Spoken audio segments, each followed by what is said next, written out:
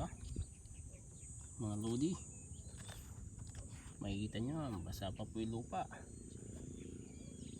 Baka nagpatubig kahapon to mga lodi, kasi torno kahapon eh.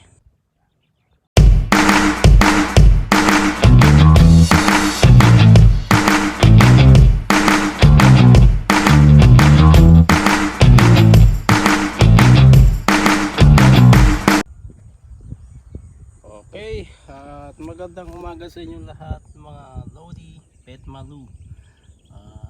Dito ako ngayon sa kubo ni Kuya Boy Gonzales.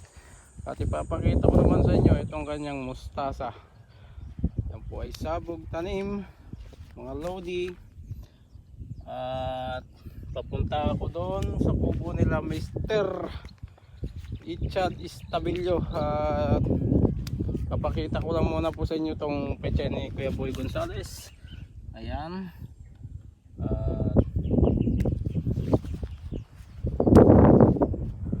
Ito yung pechay. Ayan, pechay din po yan. Ito po yung mustasa. Mga nasa 1 kilo po ito mga lodi.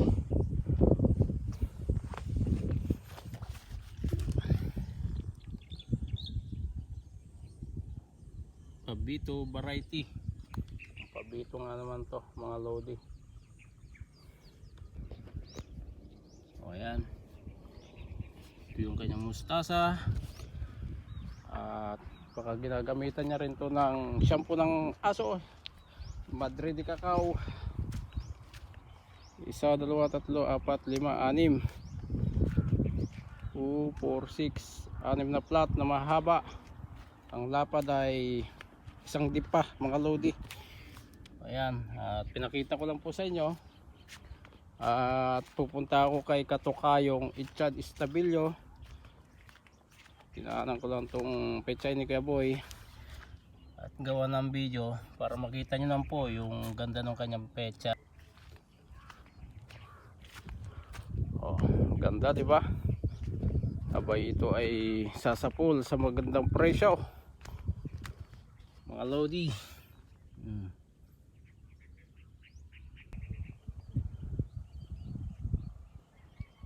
Ayan.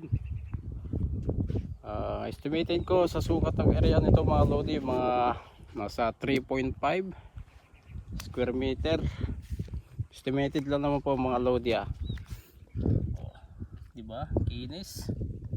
So makikita nyo naman, wala pa pong sira yung kanyang dahon ng pechay.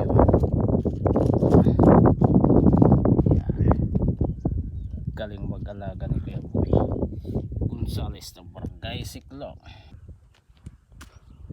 Oh, kinis.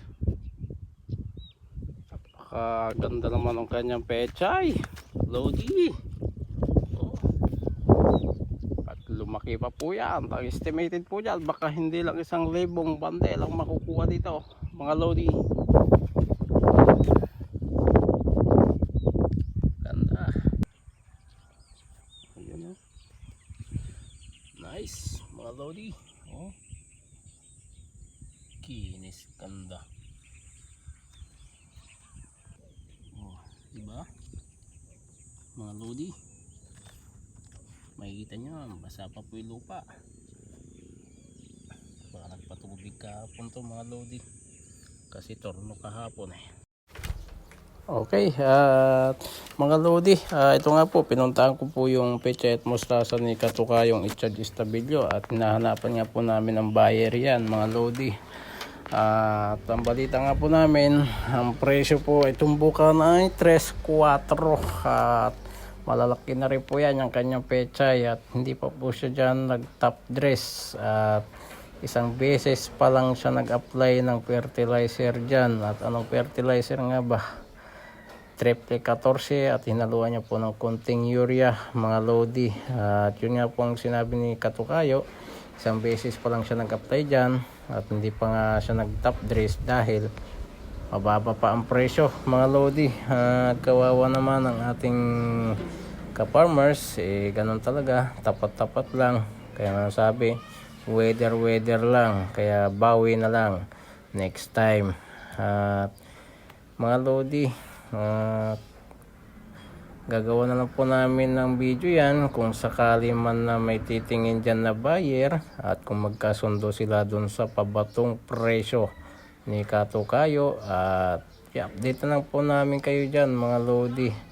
At ang ginagamit pala ni Katukayo dyan, kung alam nyo po, yung Madrid de Cacao, shampoo ng aso, yun po yung kanyang ginamit dyan. At sa mga insecticide ay gaya po ng Broperia and Exalt at marami pang iba mga lodi. At kung mga kailang bundle yan, mag-update na lang po ako sa inyo kung sakali man na makuha po ng ibang buyer.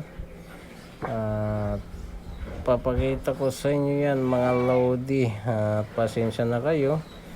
At kung ngayon lang ulit nakapag-upload ng mga video, at hanggang dito na lang. Salamat. Wow, puti picture na no. O yan no.